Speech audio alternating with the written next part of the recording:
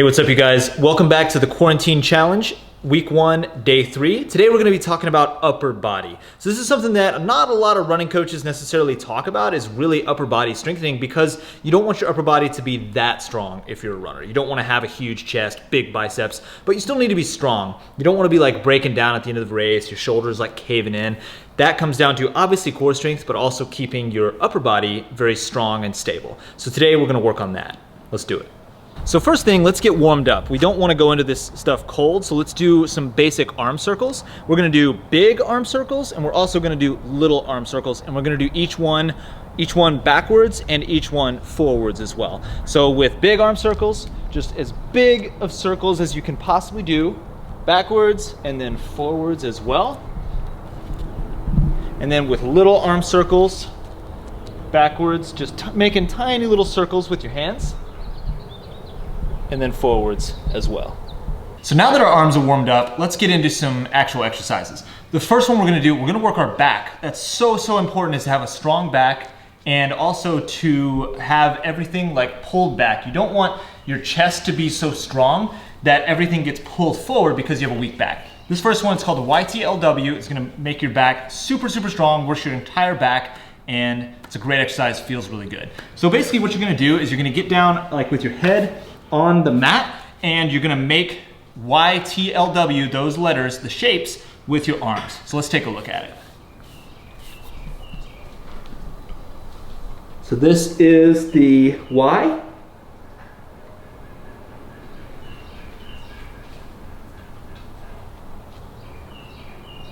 This is the T.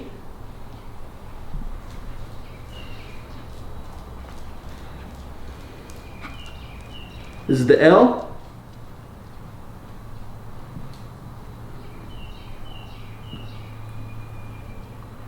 And this is the W.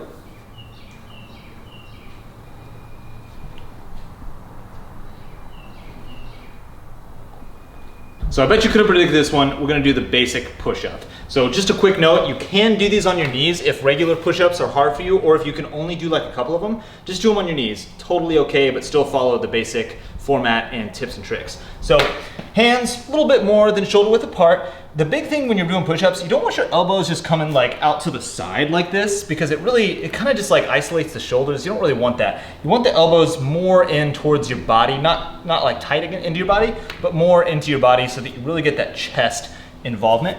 And you want to go down and up pretty slow, like 1 1000, 2 1000 down, 1 1000, 2 1000 back up.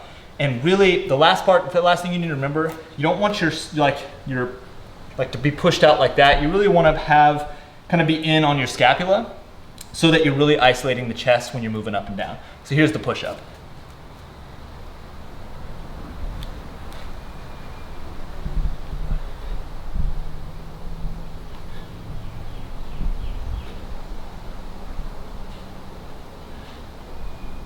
So this is true with anyone, but especially with runners. Anytime you do a pushing motion, ideally you're gonna balance it out with some pull. Because as I said at the beginning of the video, we don't want the chest so strong and like the front of the body so strong that it like pulls everything forward. We wanna equal that out with pulling stuff backwards. So SCAP push-ups are a great way to do that.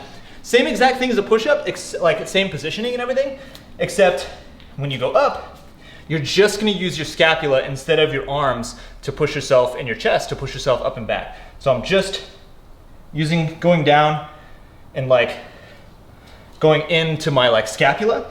This is gonna help work the serratus anterior and pretty much everything in your back to really get things strong.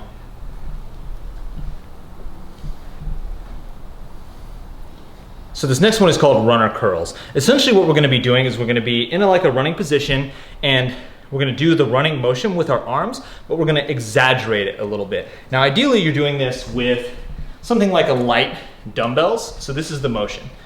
We're basically exaggerating, like super exaggerating the running motion to strengthen all those muscles that are involved in this process, so that when we go back to the regular running motion, when we're out running, it feels pretty easy.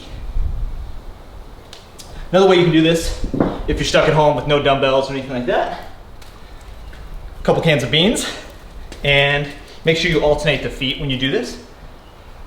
Big, exaggerated runner curls. All right, now let's do some dips. So dips are a tremendous exercise, pretty much works everything, shoulders, chest, even a little bit involvement, back, kind of works a little bit of everything. And that's why I like to do the exercises that are gonna give you the most bang for your buck. That way you're not doing a lot of like isolation exercises, because you're just gonna have a million different exercises to do. So dips, I'm using a bench, but really any surface where you have like an edge where you can put your feet off will do. Have the feet planted on the ground, far out enough to where you can actually drop down in the dip. Have your hands on the edge of the surface and just lower yourself down, not fast so that you're falling down. You want to be lowering yourself down using your own strength to actually lower yourself and lift yourself back up. About 1,000 to 1,000 down, 1,000, right about maybe like 1.5 or so seconds down and up. And then just go down and up. Don't go so far down that you really feel like almost like a pinch in your triceps, just a little bit before that.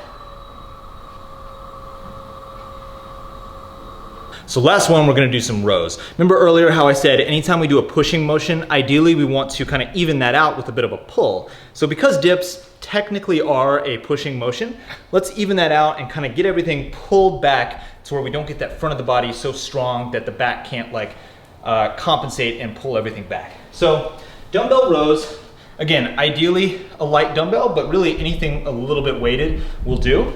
I like to do these, a lot of people will do these on a bench and isolate. Yet again, I just like to do everything all at once, get it done a little faster and keeps everything even. So feet a little bit more than shoulder width apart.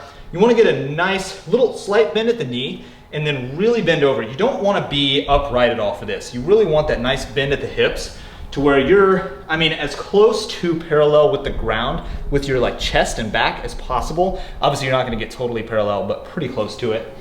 And then really just pull back. Don't want your elbows way in, but you also don't want them out. Just ever so slightly, maybe a few inches away from your body, and pull up. Get a good squeeze between like the scapula at the top and back down. Up, squeeze, back down, up, squeeze, back down. Now if you don't have dumbbells, figured I'd show you something else fun to use. A couple jars of pasta sauce with a bit of a handle so I can hang on to them. So again, that nice bend, up, squeeze, back down slow, up, squeeze, back down slow, squeeze, back down nice and slow. All right guys, I hope you enjoyed today's workout. Upper body strength, very important for runners. We don't want to get like big and muscular necessarily, but we still want strength. We still want that power so that you can hold yourself up and stay stable and upright towards the end of a race. Tune in tomorrow. We're going to be talking about lower leg strength and balance. So important for preventing all sorts of lower leg injuries, Achilles, calf, plantar fasciitis, etc. And also just for improving your cadence, improving your stability while you're running, just preventing so many injuries and helping you run faster. Tune in tomorrow. I'll talk to you guys then.